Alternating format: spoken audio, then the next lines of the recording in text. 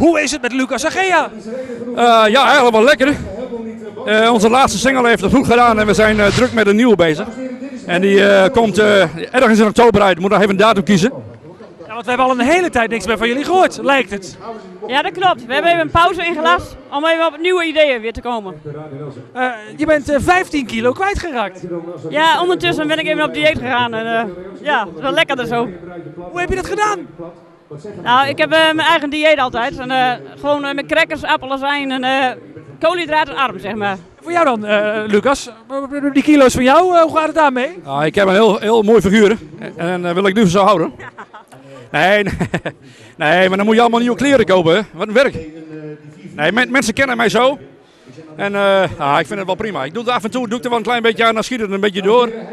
Maar net boven 100 kilo, dat moet kunnen.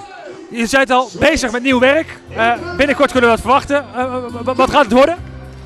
Nou, eigenlijk weer heel iets anders dan we ooit gedaan hebben. En daar kennen mensen ons van. We kunnen de mensen heel goed verrassen. Dan doen we dit en dan doen we dat. We hebben de laatste jaar heel veel gedaan met andere artiesten. En dan laat je je eigen een klein beetje verslonteren. Maar ik denk dat we in oktober heel goed terugkomen. En we zijn, in september zijn we 22 jaar getrouwd. En daar maken we ook een heel groot feest van. En ik denk dat de komende maanden, dat gaat er leuk voor ons uitzien. Oktober gaat het gebeuren. Nieuw werk. Kan je er al iets over vertellen? Nou, nee. Nee, ik denk als dit plaat uitkomt dat de mensen denken van, jongen, wat is dit? Ja, dat is wel grappig. Ik vind, er zit de humor er wel van in. Het enige wat ik kan zeggen, we hebben de afgelopen jaren heel veel nieuw materiaal uitgebracht, nieuwe liedjes. Dit keer is het een cover. Maar in een heel ander jasje.